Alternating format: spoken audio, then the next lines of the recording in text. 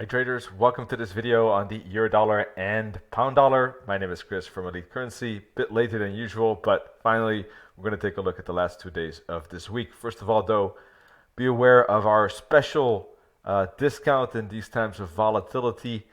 You want to check out maybe Nenet's CAMMACD and also the ECS live setups that he is sending for the entire 2020, 42% discount if you basically join us in the following week. In March, basically. So hope to see you as a member soon. Otherwise, it's time to look at the markets and see what's going on here. So far, looking at the euro dollar, we had a retracement up to the 38 and a pretty precise bounce. So for those that were brave enough to trade at 108.75, I think you're out of risk. I think the stop loss could be moved to break even or just above this fractal, maybe risking just a few pips there. And if this trade does fall from here, you're good and on your way. If this does move up, then you're not losing anything at this moment. If you didn't catch that setup that I mentioned, or the idea at least for that on Monday's video, then the next step would be the breakout. If we had a trend line like that, a close below the 20 EMA and this trend line, and the trend line, both close below both these things, could send this lower. That said, the previous bottom still remains a support. So if we see a push lower, it could be a bounce and a kind of a ABC pattern continuation here like this. So you got to be aware of that risk with this breakout. So if you see any bullish candlestick patterns at 106.50, that could be a warning sign that this is not breaking for a new lower low yet. I do think that after the ABC pattern takes place, that the next breakout is looking better. Now that said, it doesn't have to make this ABC. That's kind of the difficult part of this breakout, is that it could just drop and continue down to the next target zone at 106, maybe as far as 105, which is the next fib confluence with the WIS9 and the fib target, as you can see. So 106 or 105 probably the main targets for the moment, all within this what looks to be a 5-wave pattern for the moment. This is typical for wave 4, a bear flag, a corrective pattern indicating continuation. So let's see if we get that for the moment. We did have the retracement 2 and the bounce out to 38. Now we're getting kind of a lower high here. So let's see if we get that breakout and follow through as well. On the daily chart, this is a lot of strong down, up, and down. I think that this might be a time where we see consolidation finally and then make that one more move lower. But all in all, this could be, for instance, if we look at the bigger picture, not the end of the dollar strength necessarily, but it could be after it makes one more lower low, it could end a potential 5-wave or a 3rd wave. So some retracement for either wave 4 or wave B is possible before we get a new downtrend. That's basically what I'm looking at for the euro dollar.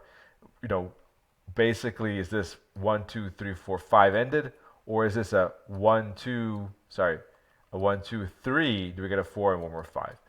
If there is a 5-wave ended, it's just probably part of a wave A. Up it goes for B and then down for C. If it's a wave 3 ended, we've got a wave 4 and then a wave 5.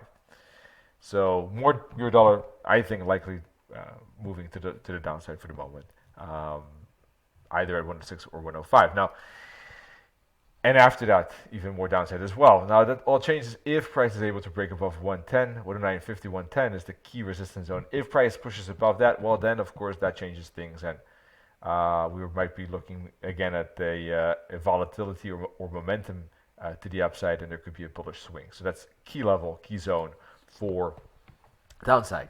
Now pound USD, same thing. We're looking at a potential wave 4. As I said on Monday, this looks bullish in the sense that there should be a retracement to the upside. I think we were looking at it somewhere. Let me check exactly. There was a 23rd, the 23rd here. But we got a little bit of downside, but after that we got the upside indeed, testing previous bottom. Didn't break it though, and moved up to the 38 and the 120. I said keep an eye on 120.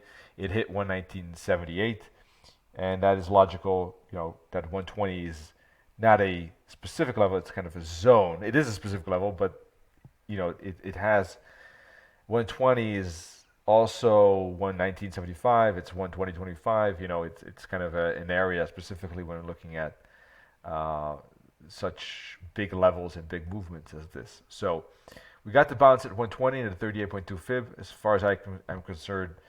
And for those that are trading, it can move to break even or put the stop loss just a little bit above this top, and you're good to go. Now, whether this correction is over? I'm not sure. Same like the euro dollar, it could expand into a bigger correction. And that would not be that strange with the pound, I think, after such a big downside. Some kind of consolidation zone could take place. So if it moves up again into 119.25 ish, that could be a good bouncing spot again for a downside. So I wouldn't be surprised in this case if it breaks, pulls back, and continues like that for one more lower low and maybe a move down to 112.50. Once again, if it breaks above the 50 fib, just like with the euro dollar, that's key. It remains bearish as long as it stays below the 50 fib at 122, and this is definitely bearish territory. All right, very volatile, huge movements. So keep an eye on your risk. Be careful of that. Don't overtrade, don't revenge trade.